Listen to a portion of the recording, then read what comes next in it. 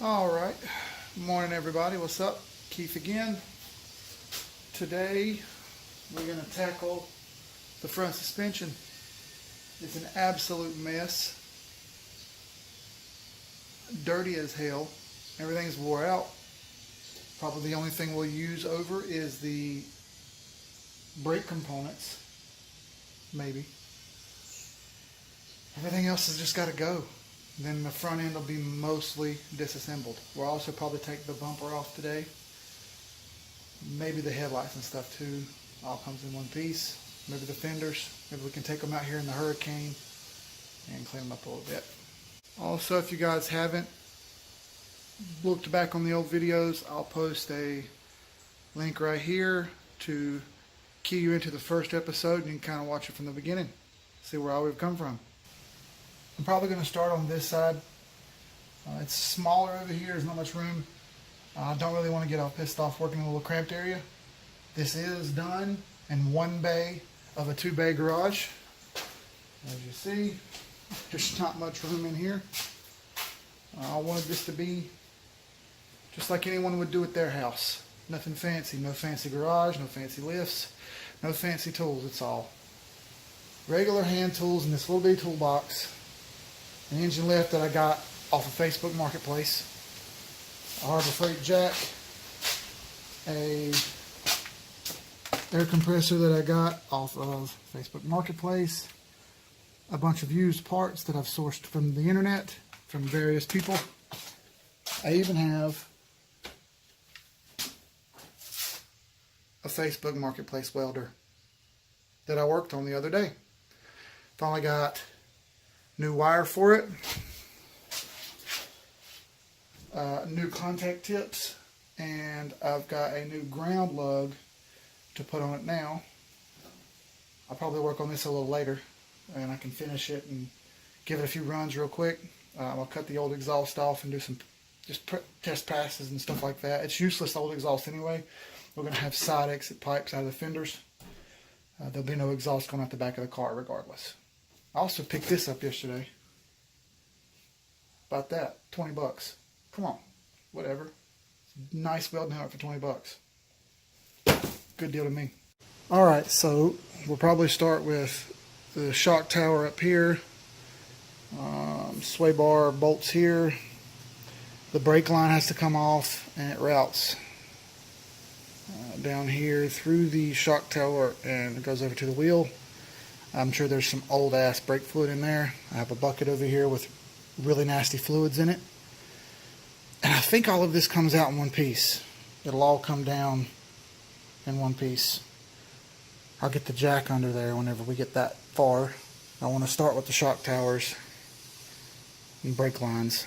And we'll just lower all this shit right out of the way and slide it on out the door out there. Alright, so I knocked the strut tower bolts or nuts loose up here. There were 3 of them, 19 millimeters. I didn't take them out though. They're just loose. Now I want this thing to kind of catch. Once I start to lower all this down, I want it to hold up there just in case. You know what I mean?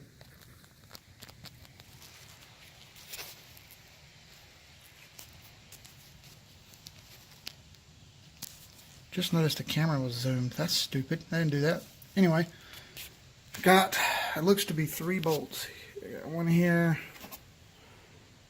and then there's another under here. I'm sorry, 2 more of those. That's 4. 4 bolts. And that holds the whole side of this K-member in. There's also 4 bolts holding in the strut tower bushings. Where the sway bar bushings, not strut tower, sway bar bushings. 2 on each side. We'll take those off on each side. We'll get the jack under. I also almost forgot to take these X-brace things off. They're useless. And there's a couple bolts for it back here and a couple bolts for it up there. 1 bolt at a time. We'll just go around and get them all off. Alright everybody. So some of these bolts were hella seized. These up here were previously attempted to be taken off, and they stripped them very nicely for me. So I appreciate the assist, dicks. These were seized up, but some persistence and a breaker bar got them off. These sway bar mounts were seized on the back. There's nuts, retainer nuts on the top. They're like an odd little nut with little tabs on the nut to hold it in place, I think. They were seized up. I went ahead and took the other side off too. You can see it kind of hanging there. Way back there. So, I'm going to keep concentrating on these bolts up here. I'm not even going to take them all the way off, because if I do, it's all just going to collapse on me. So, I'm going to slowly keep getting these nuts off the top of these bolts here till I got them almost to the end of the threads. Then we'll get the jack under, kind of hold it up, brace it, and then we can go to the other side, start the difficult work of doing it all over again. This has been the most difficult thing on the whole car. These bolts are hella seized. Everything else came off super easy. The rear control arms in a previous video, I'll link it up here. In a previous video, those were kind of seized, but I could just hit them with the impact and knock them off. Problem is, over here, there's no room for an impact. There's not even a little bit of room. Everything's in the way. So you just got to do it by hand. Old school wrenches, sockets, and ratchets, and keep twisting until you get it. And we'll keep going here. Alright everybody, all the bolts out. The only thing I have left hooked up is the 3 nuts on the top of the strut tower here, so everything's just kind of dangling in place. That was an absolute nightmare. Then once I got them off, I realized that there's a retaining plate thing here on the back of these so that they won't fall off. So it's not even really stripped out. There's a little cap on the top. If you look closely, you can see that that's a cap. So I can pull that off if I have to. But hey, I got them off, whatever. You can see there's a regular old washer nut on the back of this. Now, I'll probably end up taking that off. But that's for assembly. And right now we're just tearing shit apart. Anyway, all the stuff's off this side except the brake line. I'll do the brake line very, very last. I'm going to do this other side, all the bolts on it also. And we'll check back in after that. Alright everyone, I've got those bolts. Jesus Christ, I'm not even joking, 45 minutes it took to get those 2 out. They were seized all to hell. Just used a combination of wrenches and breaker bars and sockets till I got it. It sucked. These are out also. They were a little seized, not bad. They came out eventually, but nothing compared to those jerks that were up there. Jeez. Alright, so now I've got to take those 3 nuts off each side of the strut tower brace, and the whole thing is going to fall. First, I'm going to take these brake lines loose on each side though, and drain out whatever garbage fluids left over in them, and we'll go from there. So, shock towers have been taken loose. These springs are under tension. So, get the hell out of the way so they don't slap the shit out of you. I was smart enough to get out of the way, but somebody's going to be stupid enough not to. It hurts really fucking bad. So don't do it. Anyway, you can see the K-member has already fallen off. I've got the jack under it. I'm going to lower the jack a little at a time.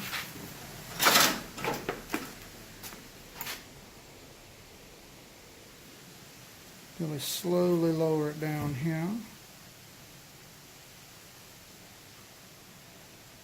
Alright, jack is loose. Now it's just sitting there on the calipers and control arms and shit. I'm going to slide it out this way. And we need to keep the knuckles. We need to keep the brake hardware. So that means we're going to have to take it loose of the strut and the lower control arm and knock the ball joint off. Other than that, everything else there is thrown away. So we'll drag it out here and we'll work on it kind of up here in this open area. where we're not in such tight quarters.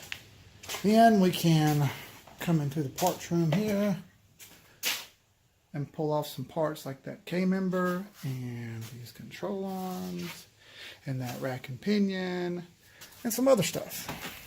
But let's get this drug out first. Alright then, K-member out, suspension out.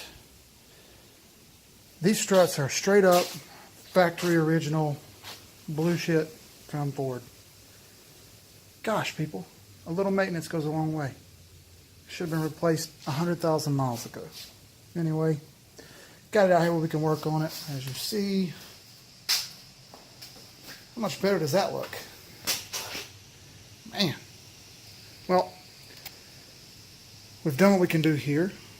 I'm probably going to go in and cut out these sway bar brackets. They're useless now.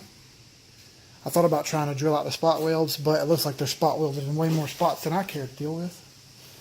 So we'll cut them off with the cutoff wheel and we'll grind them flush with the grinder. Also, we're going to cut that exhaust out and the cross member. I'm just going to leave there. It's not hurting anything. I'll clean it up later. It's fine where it is. I need to take the rest of the steering shaft off. Take out that speedometer cable because it's useless. And then we just got to clean the rest of this crap up. It's just really covered in shit. And once that's gone, it'll be time to put some parts on. Just temporary though, so we can make it a roller. But I'm sure it's going to be massively lighter. This thing weighs a solid 200-ish pounds. All this. It's heavy as hell. The jack didn't like dragging it. You see I made some scratches. Shay's going to be pissed. So I'll take it the rest of the way apart here. Just what I need. I'm going to leave most of it together. It's fine the way it is. I'm going to take the steering knuckles off so I can put them back on the new control arms that are over here that already have new ball joints on them.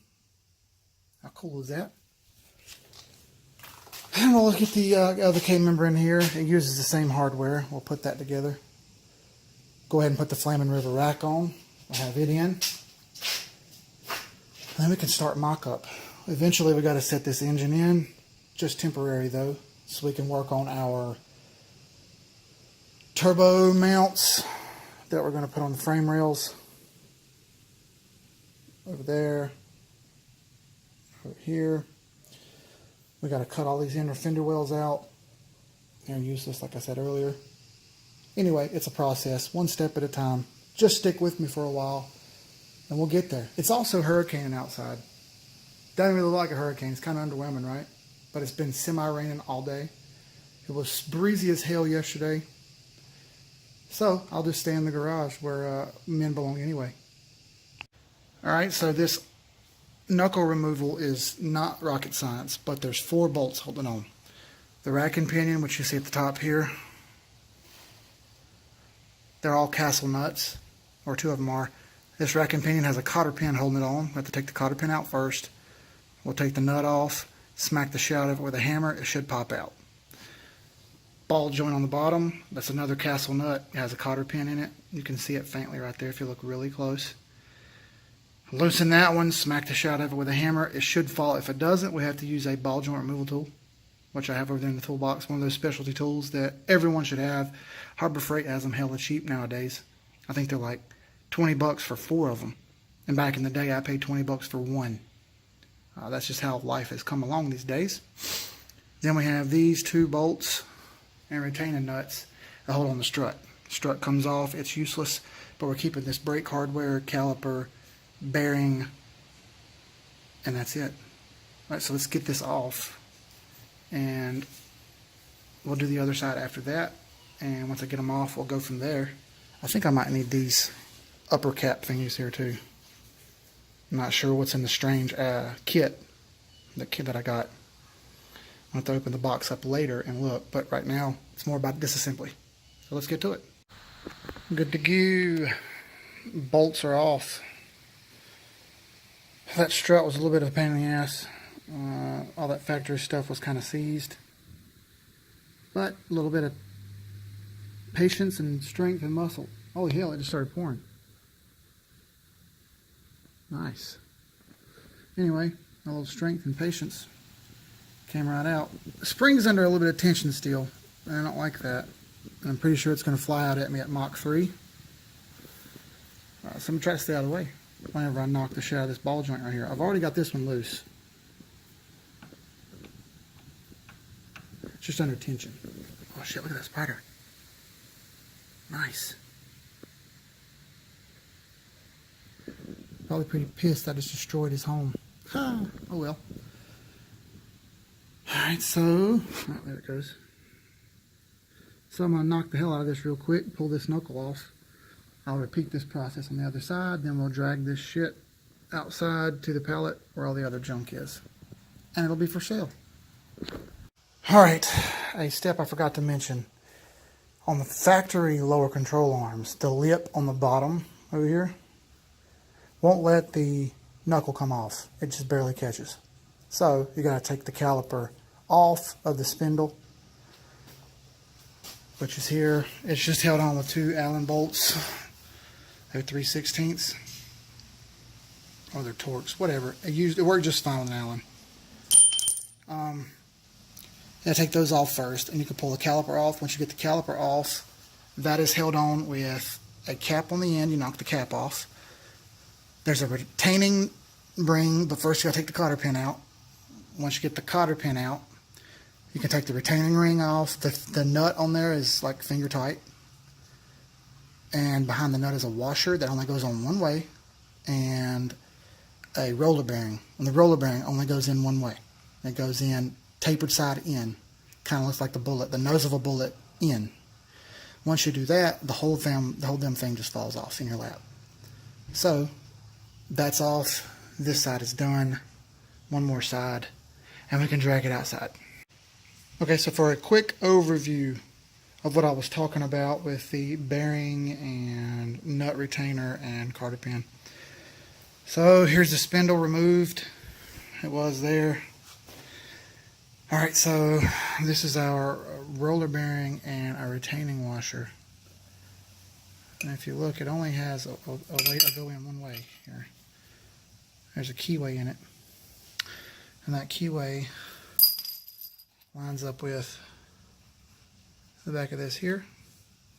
It can only go on this way. You can see that there. So we'll take our caliper and put it back on. It doesn't matter which way you put it on, as long as it's on there. There you go. Then we'll put our roller bearing back in.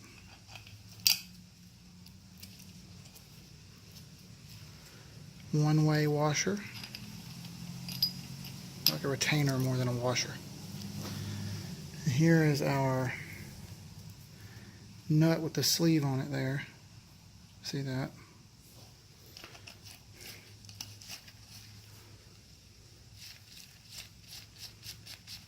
On there. You do not bulldog tight this, you just get it finger tight. Now you have a hole in there, and that's for the cotter pin that I have here. Fingers are greasy, so this is tough to pick up.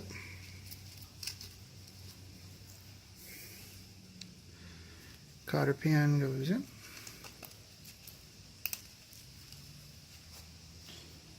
Get you a hammer and give it a little tap. I'm going with the BFH. If you don't know what BFH means, it means big fucking hammer. Sometimes it doesn't line up perfectly. You got to kind of line it a little better. No big deal. Take your time and do it right. And you see this cotter pin's a little bent up. It needs to be straight in order to go in. So we'll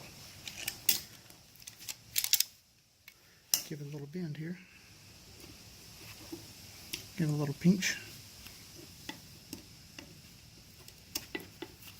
It doesn't want to cooperate.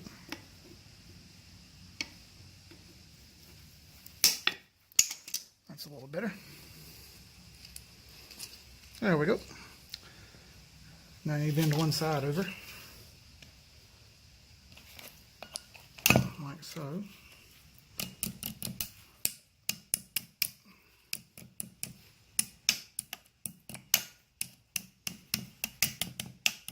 Lightly tap this, you don't hit it hard.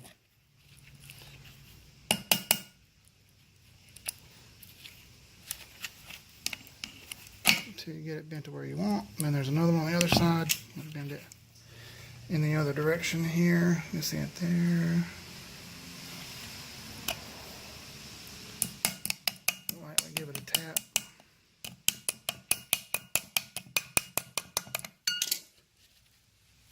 That'll work, folks. Then our cap goes on. You don't kill this, you just lightly tap it flush. Looks good enough for a poke. Alright, so we have this off. This is now 100% garbage. We'll get the scale out now and weigh it, see what it weighs, and then we'll weigh this Team Z stuff one item at a time and see what the weight difference is. So I'll be back in a minute. So we just did some quick maths, and I suck at the math, but she's good at the math because she teaches Chinese kids. She's sitting over there ignoring me, but the video's running, so I'm just going to keep waiting until she looks up. Hey! What number? 200 and what? 57. 257 pounds removed. Holy crap. 257 pounds worth of stuff. That's insane. So I guess we'll weigh the other stuff here and we'll see how much it weighs, and then to subtract from what we've taken off because we're putting weight back on. We'll see where the number's at.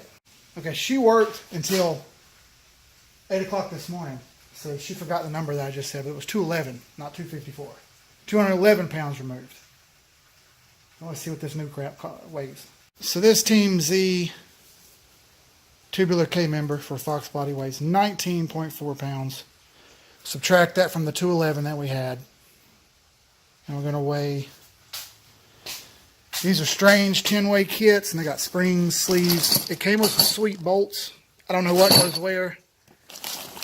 Adjusters, motor mounts. I don't even think there's any instructions in here, so I might just have to send it and figure out what goes where.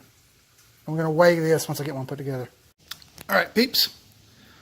An assembled 10-way adjustable strange coilover.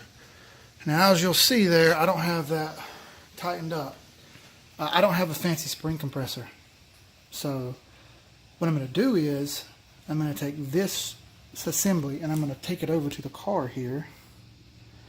I'm going to put it in and I'm going to compress it with a jack. I'm going to lift up on it just enough to get that rod that you see on that one back there sticking up through this one. I'll tighten the nut on the top down to a suggested 35 pounds that it says in the book there. That came with the kit. And then we can take it back out. And it'll be assembled. I'm not even going to tighten it up in the car. It'll just be sitting in the car, raised up enough to where I can get it together. Then we'll take it back down and we'll work on assembly. By the way, each one of these factory struts weighs 19.4 pounds without the spring. The strange 10-way with the spring and coilover kit, everything weighs 18 even, which is friggin' awesome. So we saved another 2 pounds there. Called 1 pound per strut.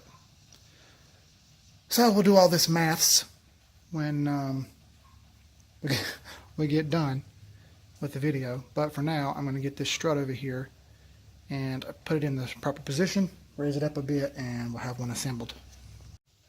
Alright, so that didn't work worth a damn. Just didn't work. Shit went flying everywhere. It was epic. So, it's already like 3:30. I've been out here since about 10. I've got a damn good bit done already today. Probably going to stop for a bit. Go get some food. Because I love food. And I'm not a vegan. And I want the good shit. So probably going to go to this cool chicken place downtown. Till then, we'll leave this where it is. We've got the struts all laid out ready. We've got our knuckles ready. We've got our hand shaking. Ha! We've got our, damn it. It's a little better. We've got our LCAs ready. Other random shit ready. So, we will pick back up on this thing just a little bit. I'm going to go ahead when I get back. I'm going to start on the K-member first. I have to sort through this box I have over here full of stuff. Hold on, I'll show you better in a second. Alright, there we go. I have this bag of bolts. And I don't know what bolts go to what because there was no instructions, no die instructions. Just got to wing it. I do know that this bag here is full of motor mount bolts. And we can go ahead and get those on the motor just for the mock-up purpose. And there's 8 little small bolts in there to bolt to the LS. That's what they were for. So when we get back, we'll sort what bolts we have and what bolts we don't have. We'll get the K-member on and go from there. Then we can get our lower control arms on. We can get our knuckles on. We can get the Flaming River rack put on. We'll weigh it and see what it weighs. That way there's no more misinformation on the fucking internet. Could you believe that? Someone actually wants to do something for everyone's enjoyment? Exactly. We'll get that on and get it weighed. Then we can attach that to the control arms. We can lift it all up with the damn struts attached to the knuckles, and then no things will go flying in 100 miles an hour directions. Every direction. Till then, just hang loose. We'll be back soon. So, I decided I'll make this 2 parts. I'll put videos up here describing what happened earlier on the next video. And we'll link it up so anyone has any questions, they can just click back for the old videos. Till then, like, comment, subscribe, share. Share this shit. Just share it to Facebook. It's simple. You can't share it to Instagram because they're douchebags for whatever reason. But you can share stuff anyway. So share it to Facebook. More people we get out there, the better. We'll be back. See you guys.